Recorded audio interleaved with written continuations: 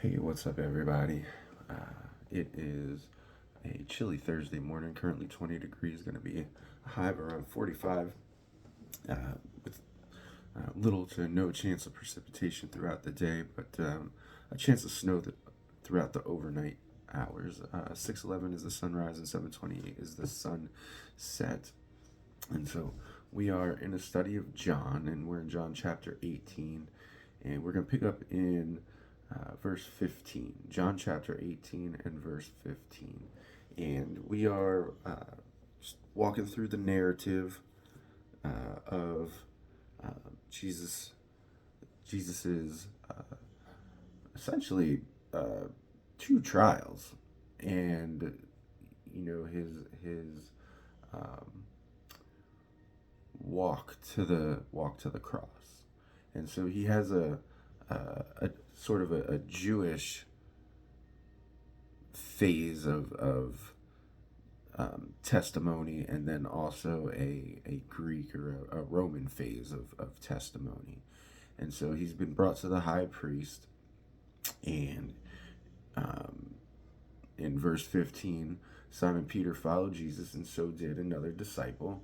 Um, I wonder if that's John, since this is his eyewitness account. Um, since that disciple was known to the high priest, he entered with Jesus into the courtyard of the high priest. So the other disciple, not Simon Peter, was also known by the high priest.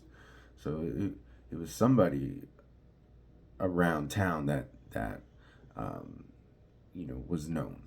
Okay, but Peter stood outside the door. Um, So the other disciple, who was known to the high priest, went out and spoke to the servant girl who kept watch at the door and brought Peter in. So um, it's, a lot of times, I guess it's not what you know, it's who you know. And this particular disciple, he got Peter into the club. If you've ever been like, it, I guess, in or around the city, and you want to get into the club, if you they would have these like, I don't even know what you call them, but little club uh, people that would go out and have guest lists at the door. And if they gave you like a password or whatever, they would get your name on the list, and you can go in underneath that person's name or whatever. And it's kind of like this, right?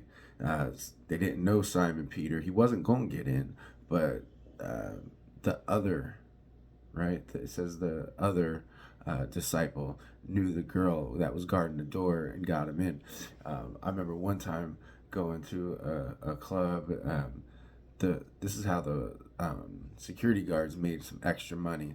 They would say, "Oh, like your pants are too baggy, or your shirt's too loud, or too much colors," and you'd have to give them an extra $20, and then they'd move you through the front of the line and pat you down and let you in, because that's how they get theirs. Um, so Peter gets in the door, all right? And Peter stood outside the door. So the other disciple, who was known to the high priest, went out and spoke to the servant girl who kept watch at the door and brought Peter in. The servant girl at the door said to Peter, "You are you also are not one of the man's disciples, are you?" He said, "I am not." So Peter denied knowing him. He denied being a disciple.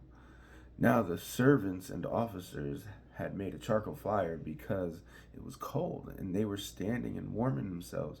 Peter also was with them, standing and warming himself. So,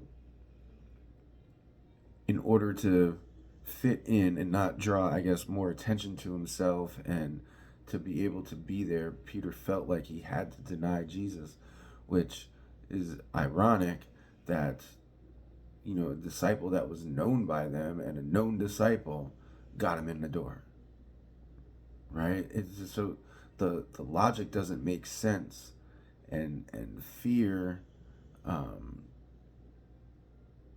fear and confusion, uh, Fear can cause confusion, because God did not give us a spirit of fear, right? He didn't, but of peace, love, and a sound mind, right? And that's not a sound mind. So that's confusion there. There's no peace, no power in that.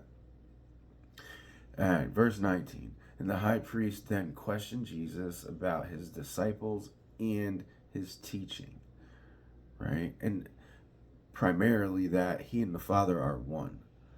That and teaching on the Sabbath. Those are off the top of my head that we read about in John, the things that the Jews were using against Jesus. Primarily healing on the Sabbath, and that he and the Father are one, that he is the Son of God. And verse 20, Jesus answered him, I've spoken openly to the world. I've always taught in the synagogues and in the temple, where all Jews come together. I have said nothing in secret. So he's taking the eye off of the disciples, right? Because he was to question Jesus about his disciples, right? And he's saying, no, I taught everybody. I taught everybody. What makes them disciples is, God choosing to give them to Jesus, and they're choosing to follow Jesus, right? It's a two-piece thing being a disciple. It's knowing him and keeping his commandments, right? So everybody hears, but does everybody know, right? Does everybody know? Does everybody keep his commandments? And you're going to see the Great Commission says, go ye therefore making or teaching, making disciples, right? Making disciples.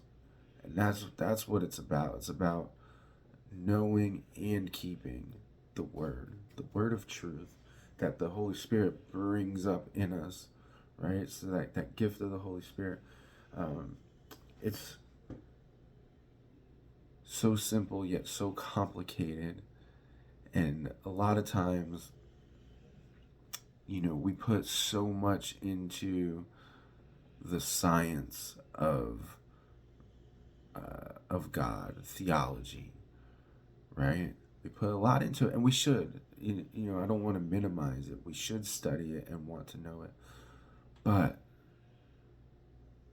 we got to put more emphasis on faith. On faith, right? Do you know him? Do you want to know him? Right? And do you keep his word? Do you keep his word? Now, in order to keep his word, you got to be in his word. So that's where the theology stuff comes in, and all that is great. But it's the faith that guides us to living it. It guides us to living it, right? It's the faith. And so he says, I didn't teach any. I taught in the temples. I taught in the synagogue, right? It says where all Jews come together. See, all Jews come together. Everybody has to hear it, right? Everybody has to hear.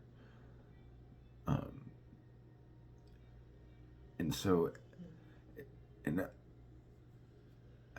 I want to be careful how I word this, because so everybody has the opportunity to hear it and see it because of creation, right? That's what he says. He said, no man's going to stand before God and have an excuse, right?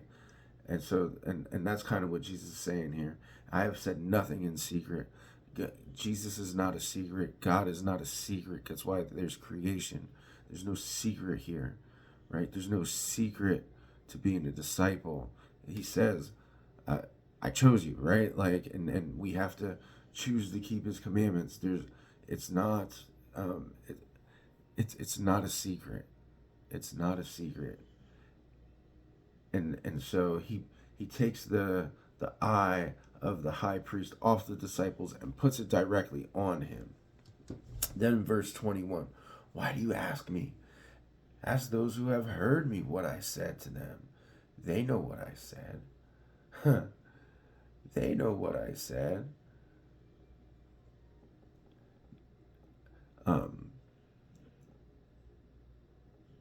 you know, it's always good. It's always good to have witness. And Jesus saying, I did my teaching openly, right? Ask them what I said. So he doesn't, when there's witness like that, you don't even have to defend yourself. See, Jesus isn't going into his teaching here. He's not defending himself. He's saying it's out there. Ask them. And when he had said these things, one of the officers um, standing by struck Jesus with his hand, saying, "Is that how you answer the high priest?"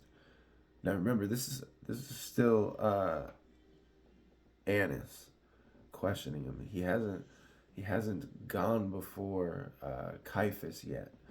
That's gonna happen, and that happens in between verses 24 and 25 here in John, but that is seen in Matthew 26, 57 to 68, and also Mark 14, 58 to 65, and that happens, like I said, between verses 24 and 25 here. So he's still um, at Annas, and then so Jesus answered. Now, this is a really good answer for us um, when someone starts to get hostile towards us. Jesus answered him and said, "If what I said is wrong, bear witness about the wrong." So if you're ever talking to somebody who, I don't know, claims to be atheist or whatever, and you're apologizing our faith, and they start to get mad, this is a great answer. If what I said is wrong, bear witness about the wrong. Why are you getting mad at me? What did I do wrong? Bear witness about it. But if what I said is right, why do you strike me? Why are you getting mad at the possibility what I said is right? This is oh, Jesus, man, his the way he teaches with supposing, right? Suppose what I said is wrong. Bear witness about it, right? That is a wonderful style of teaching, and I try to incorporate that thinking like that into my teaching at work, um, and it causes one to come up with the answer oneself. And so Annas then sent him bound to Caiaphas, the high priest. All right, and that's where the narrative um, changes, or this piece, um, most of his interaction with Caiaphas is seen by other eyewitness accounts. Um, does it mean it's not important? No, it just means um, John doesn't cover it. He's covered all he needs to for the purpose of his writing.